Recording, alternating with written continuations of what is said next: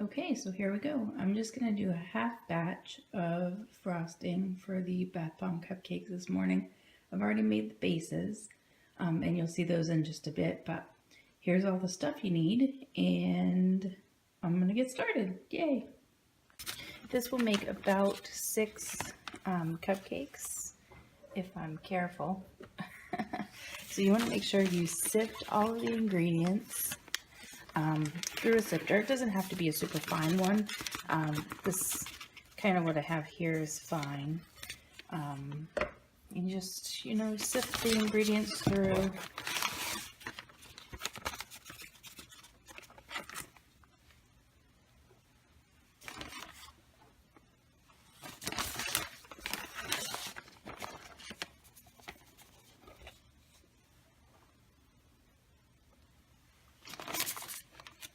Normally I'd be mixing my meringue at the same time, but because it's so noisy, I'm just going to do this and then mix the meringue. So here's the powdered sugar. So you want to use confectioner sugar. I like the Domino brand. You can use any one you want. I just find that the quality of the Domino brand is nicer. I don't know. It could be my imagination. You can measure this. I just kind of put about a half a teaspoon here, just enough to color it pink. So I like to put the color in with the confection sugar so that it will also be sifted through.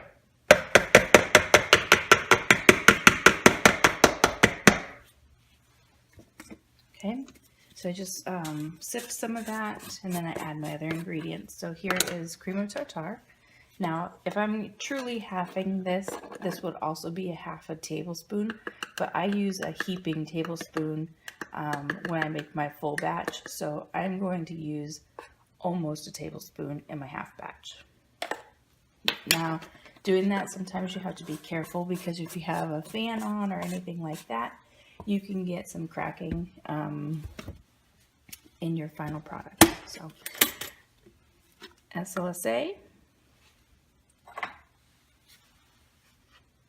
And again, I'm not necessarily giving you the recipe because I worked pretty hard on the consistency here. So, but if you follow the recipe that's on Royalty Soaps, Katie does a great job with giving you a bunch of tips. The recipe's great, and you'll have very similar results. So put the SLSA in. Make sure you wear a mask when you use your SLSA. Technically, the MSDS sheets say that you don't have to if you're in a well-ventilated area, but I don't consider my little kitchen corner here very well ventilated. I do usually turn on my exhaust when I am working with SLSA because the particulates are very fine, and they do cause some respiratory irritation. So I'm going to go ahead and turn that on while I finish sifting this.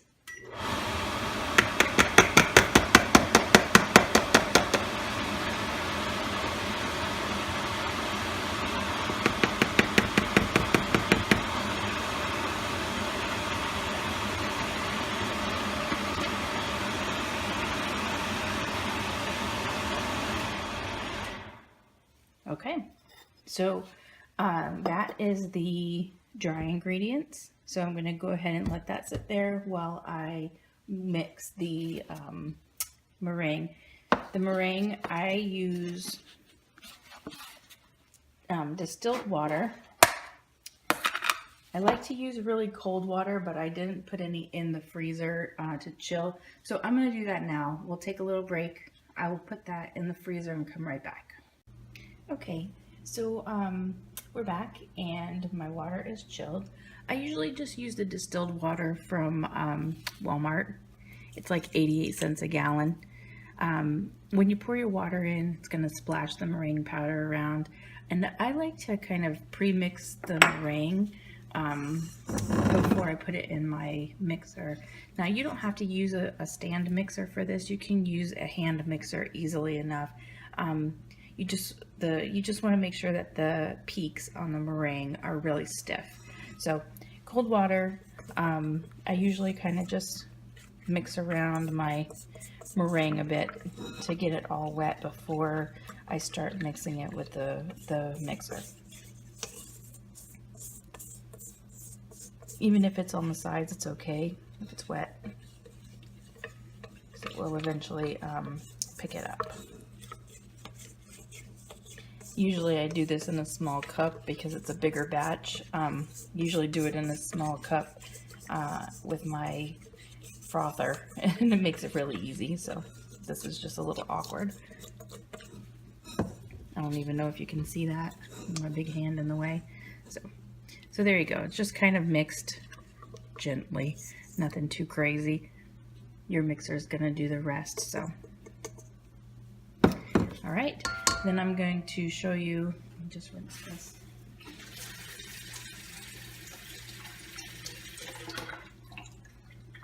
Now you'll have a hard brick on your tools. Okay, so we're going to move over to the blender. All right, I like to start off with the whisk attachment on my KitchenAid. And you don't have to use a KitchenAid. You could easily do this in your with your hand blender in a bowl. So I just happen to do this because I usually do big batches, and even when I do a half batch, you know, it's fine. So I'm going to go ahead and blend, and I will stop the video every once in a while to show you how stiff the peaks should be.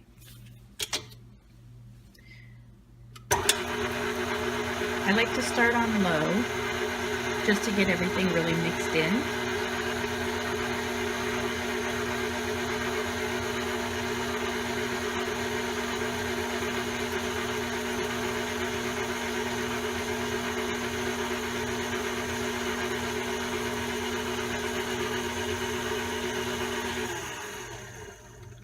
And then also while I'm whipping the meringue, I will get my piping bag ready. So I will go ahead and finish this.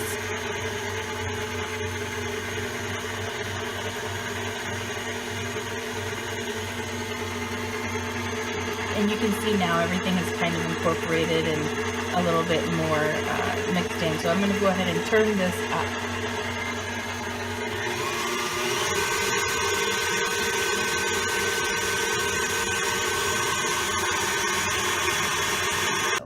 This is the Atico 849. You can see this is a kind of a closed star tip. I think that's what they call it. You can see because of the way it rounds itself around the tip here. So I like this one a lot. I use it all the time. It's giant. You do use a lot of icing when you use this tip. I'm not sure why that is, but I mean, it's big. You can still pipe the same amount on an open star tip and not use as much piping. So I'm not sure what that's about, but it looks really cute when it's done. I'm using up these Atico bags, and they're the 16-inch bags. They're very sturdy. You can reuse these. Typically, I'm in a hurry and I just toss them, but I'm trying to be better at reusing things. So these bags are very sturdy. You can reuse them many times. Just give them a wash and let them dry out completely.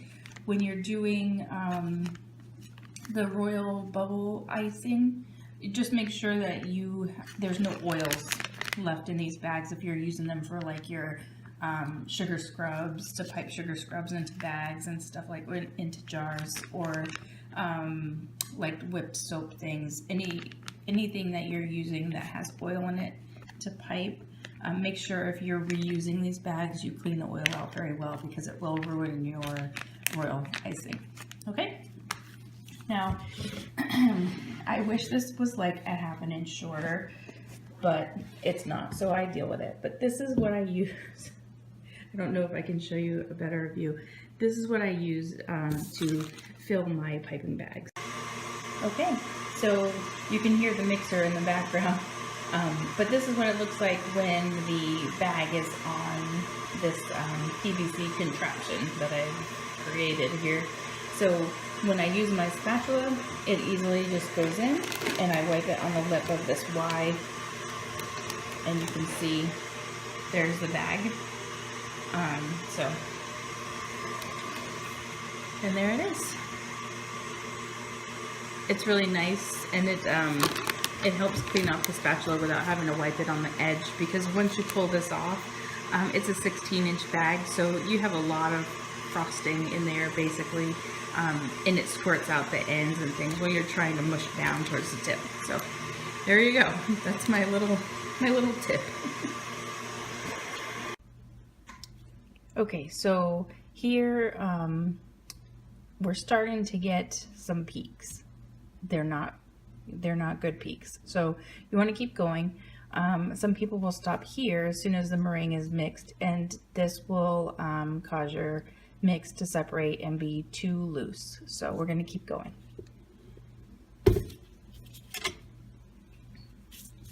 And you can see that is kind of, I don't know if you can see those peaks down there, can you?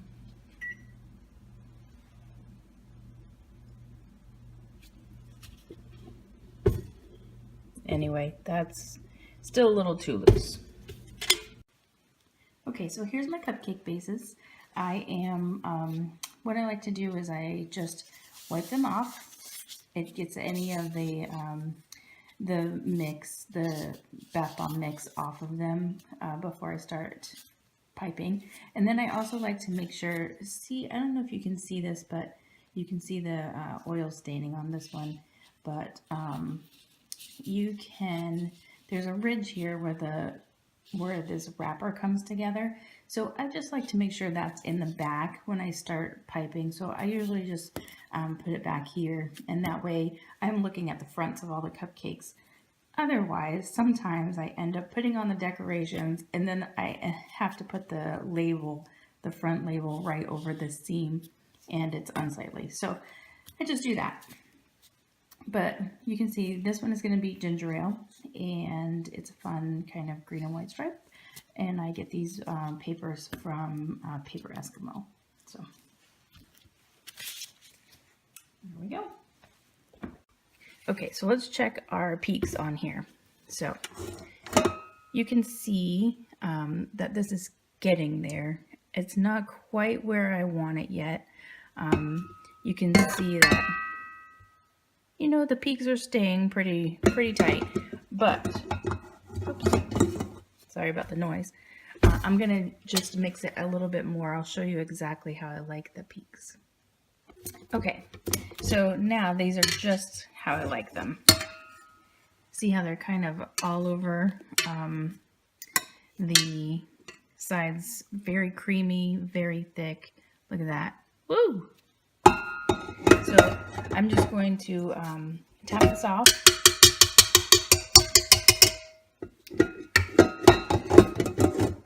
Put my pan back in. I go ahead and rinse this off right away when I'm doing multiple batches.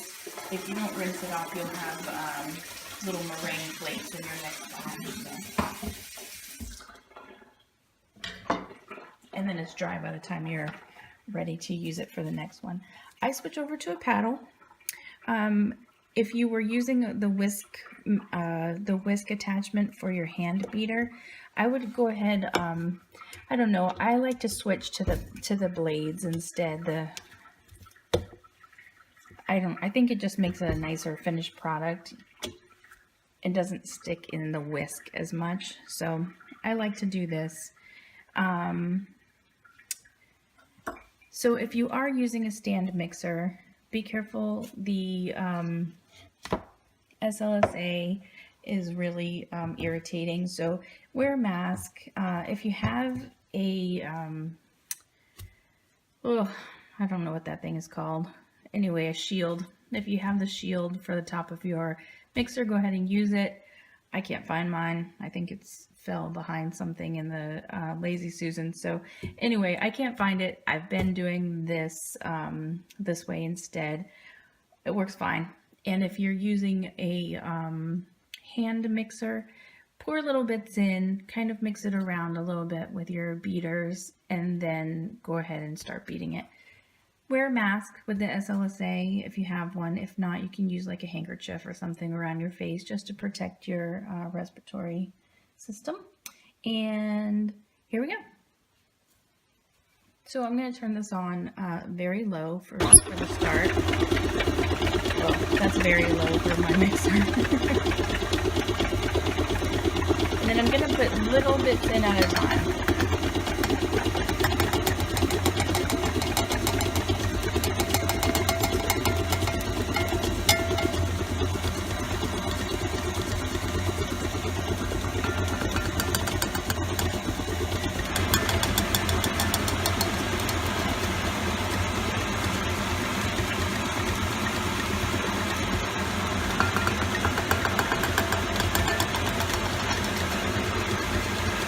You can see it can be quite messy without the shield.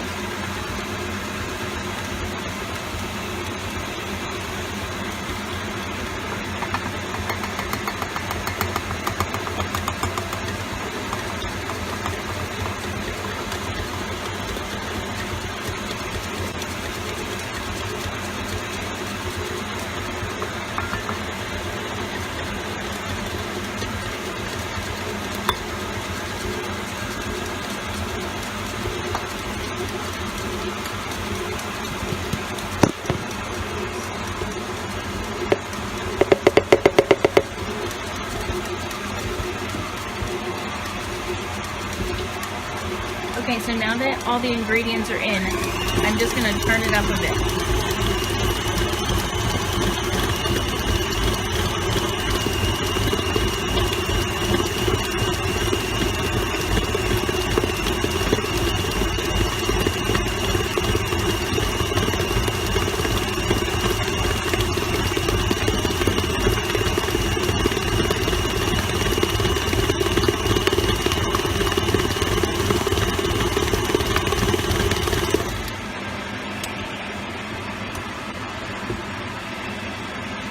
Okay, so here we have the perfect consistency.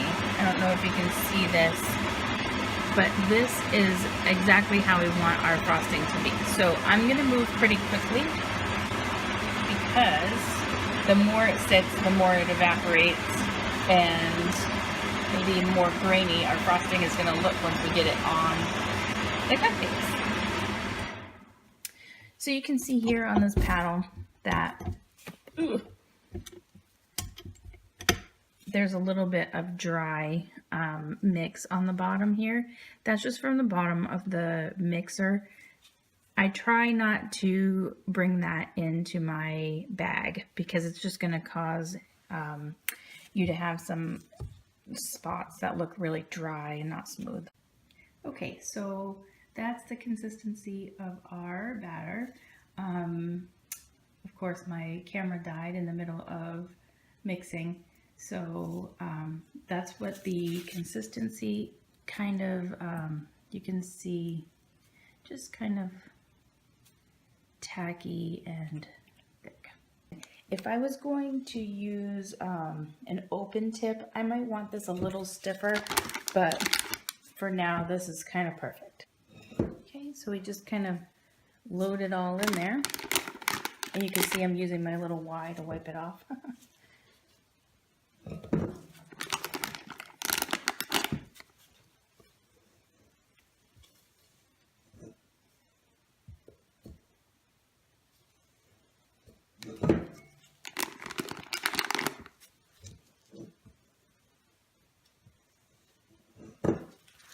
All right, and then this last little bit.